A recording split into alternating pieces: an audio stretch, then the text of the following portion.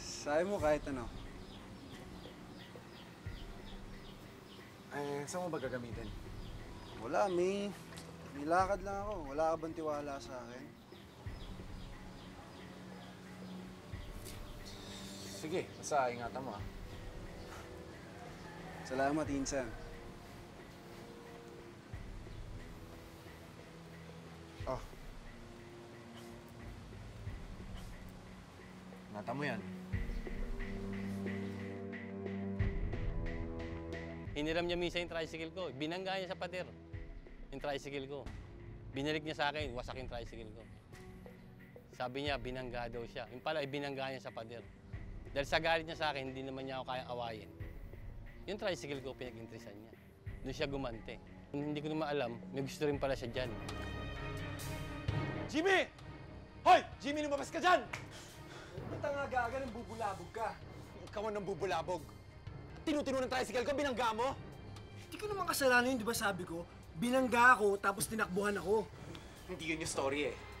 Alam mo kung nagagalit ka sa akin dahil akong pinili ni Emily, sabihin mo Sabihin mo, hindi ibabangga mo yung tricycle ko! Sinabi ko sa'yo, binangga nga ako, tinakbuhan ako! Huwag kang magsisinungaling! tinakbuhan Ikaw! niya ako eh! Ikaw nakabangga ng tricycle ko Hindi eh! ako, Ikaw tinakbuhan nakabangga ako. ng tricycle ko! Huwag kang magsisinungaling! Lahat nga naman liligaw sa kanya dati, hindi pwedeng magtuloy dahil kasi ang dami nila nakabakod, kumbaga. Eh ako, kilala rin ako sa lugar namin eh. Nung hindi putulan pa ako, kilala ako. Eh hindi ko naman inaalintana yun.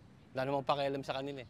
Sabi nga sa akin nung magiging biyenan ko, baka hindi ka tumagal. Maraming nakaano dyan. Wala akong pakialam sa mga yan. Hindi ako natatakot sa mga yan. Romy, ano itong naririnig namin na seryoso ka doon kay Emily? May problema po ba? Anak, pangarap ko makita kang ikinakasal doon sa kapilya natin na pinatayo natin. Paano po hindi yun yung mangyari? Tatanggalin namin ng tatay mo ang lahat ng suportang binibigay namin sa'yo. O ano, malinaw ba? Pinipressure na rin po siya ng parent niya na makipag-iwalay sa akin. Nabalitaan na rin po siguro na iglesia nga ako.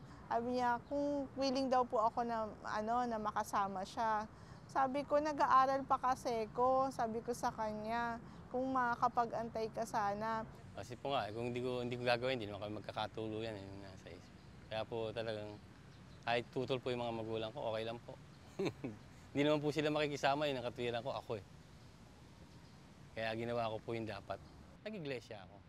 Nagpakasal po kami sa West, sa City Hall. Kami lang po nag-asikaso na hindi po alam ng parent niya. Ano na lang po kami, nagpabasbas sa iglesia.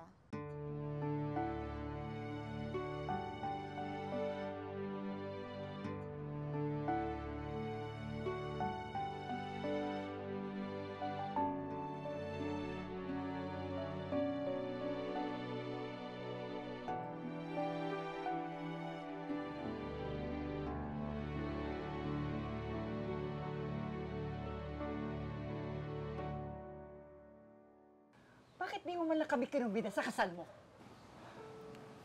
Alam ko po kasi hindi kayo papayag eh. Di ba sabi ko sa'yo, sa kapilya natin kayo magpapakasal? Ano nangyari sa'yo?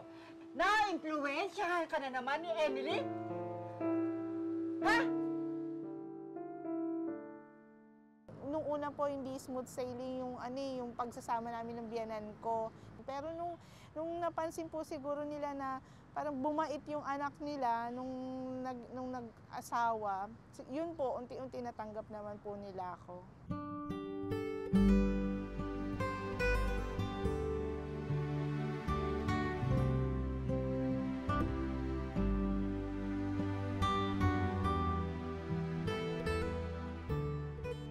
Buti ko yung pagka-tricycle kasi yun talaga lang hanap buhay eh.